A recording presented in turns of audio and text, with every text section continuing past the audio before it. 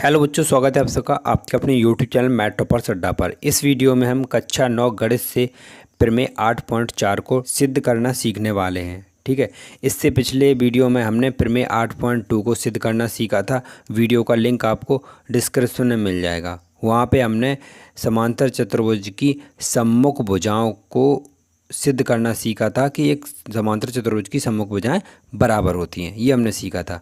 अब इस वीडियो में हमें क्या करना है, हमें सिद्ध करना सीखना है कि समांतर चतुर्भुज के सम्मुख कोण बराबर होते हैं। सम्मुख कोण का मतलब होता है आमने सामने कोण। कोण ए बराबर है सी के, कोण बी बराबर है डी के, ये हमें सिद्ध करना है। अब प्रमेय स्टार्ट करूं तो उससे पहले आपको क्या पता होना चाहिए, समांतर चतुर्भुज क्या होता है, ये आपको पता होना चाहिए। देखिए, समांतर चतुर्भुज क्या होता है, एक ऐसा चतुर्भुज जिसमें आमने सामने की भुजाएं कैसी हों, बराबर हों और समांतर हों, समांतर चतुर्भुज कहलाता है। आमने सामने की यानी ये भुजा इसके बराबर होगी और समांतर भी होगी, और ये भुजा इसके बराबर होगी और समांतर होगी, यही होता है आपका समांतर चतुर्भुज। ठीक है, अब बात करते हैं इस प्रमेय की। अब प्रमेय का पहला स्टेप क्या है, सबसे पहला स्टेप हमें लिखना होता है दिया है। तो हमें क्या दिया है, हमें दिया है ABCD एक समांतर चतुर्भुज है। अब दूसरा स्टेप क्या होगा हमारा, हमें लिखना है सिद्ध करना है। अब सिद्ध में हमें क्या करना है, हमें सिद्ध करना है A बराबर C और कोण B बराबर कोण D, ये हमें सिद्ध करना है। ठीक है, सम्मुख कोण। अब इसके बाद देखिए, यहाँ पे आपको एक चीज़ और करनी पड़ेगी, यहाँ पे आपको रचना करनी पड़ेगी।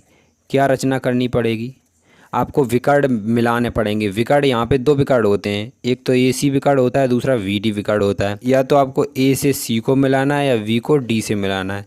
तो हम क्या करते हैं, A को C से मिला दे रहे हैं, तो ये बन गया विकर्ण। तो हम यहाँ पे लिखेंगे विकर्ण AC को मिलाया या विकर्ण AC को मिलाया।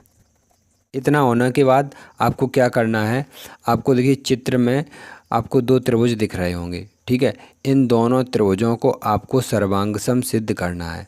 अब सर्वांग सम सिद्ध करने के लिए आपको सर्वांग सम के सारे नियम पता होने चाहिए, जो आप चैप्टर 6 में पढ़ चुके होंगे। ठीक है, अब त्रिभुज कौन से लेंगे, हम त्रिभुज लेंगे ADC और दूसरा त्रिभुज लेंगे CBA। इस क्रम से त्रिभुज लेंगे, क्रम बहुत इंपॉर्टेंट है यहाँ पे। ADC और CBA में।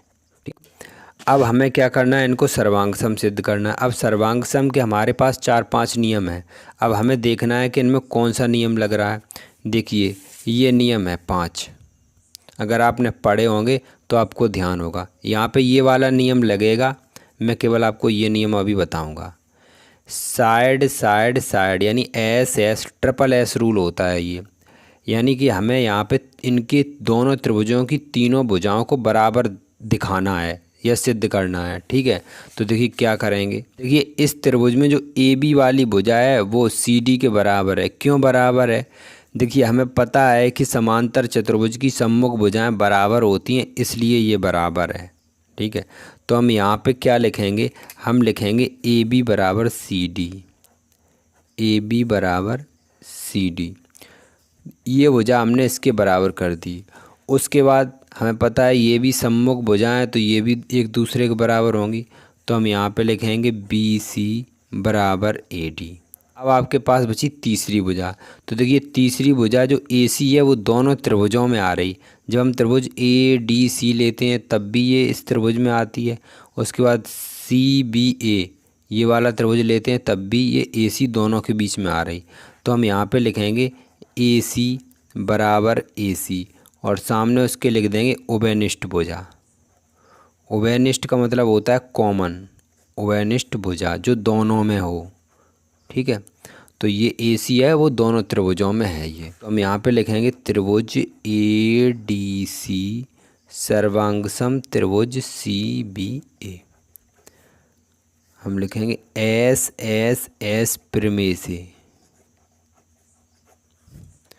ये हमने सिद्ध कर दिया कि ये दोनों त्रिभुज सर्वांगसम हैं। जब दो त्रिभुज सर्वांगसम हो तो उनके संगत कोण और उनकी भुजाएं, संगत भुजाएं बराबर होती हैं। तो हम भुजाएं तो पहले ही सिद्ध कर चुके हैं, ठीक है, कि ये बराबर हैं।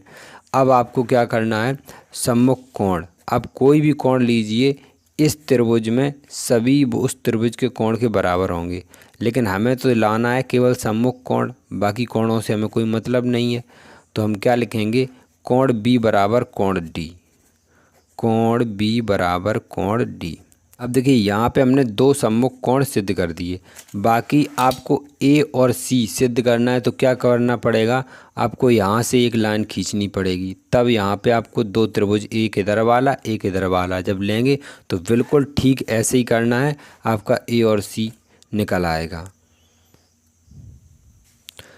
इस प्रकार हमारी प्रमेय 8.4 सिद्ध हो चुकी है। 8.2 प्रमेय का लिंक डिस्क्रिप्शन में मिल जाएगा, वो भी वहाँ पे जाके आप चेक कर सकते हैं।